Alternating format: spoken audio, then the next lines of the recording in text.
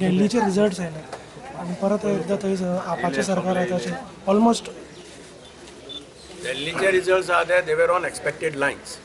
म्हाका दिसता Arvind Kejriwal was the face. He has performed well as a chief minister अशें लोकांचें परसेप्शन आहा तें, specially with respect to health and education on which he had concentrated. I think people are basically rewarding him और standing behind him basically based on his performance अशें दिसता. Can AAP be the threat for the Congress in Goa in the future? Goa is a totally different scenario. We have tested out. It is not that people of Goa has also tested out.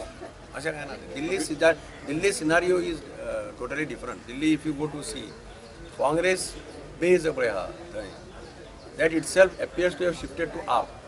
If you look at it, that is the thing. In the past, Congress had dubbed AAP as a B team of the BJP. In Delhi, I don't know. In Delhi, the goalposts have shifted from A team to B team. Sir जो फायदो BJP जाला तो काँग्रेसी खातीर जाला दिल्ली, कित्याक trend जो पळयता जे काउंटिंग जे जाता ते पळयत जाल्यार फायदो BJP काँग्रेसी वयल्यान जाला. AAP खंय तरी बडी पडली काँग्रेसी खातीर.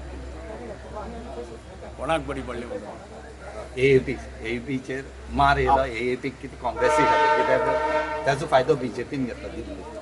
ना अशें कांय ना तें, अशें दिसना म्हाका. कारण हांव आतां पर्सेंटेज पळयतालो तांची. काँग्रेसची percentage has come down. See anti incumbency आसून सुद्दां to get 50 seats and all is something unless they म्हणजे 50 सीट कितें तरी त्या लिडिंग आसत. So anti incumbency after ruling for 5 years, if they are just still getting the clear majority, that means people's mandate is there.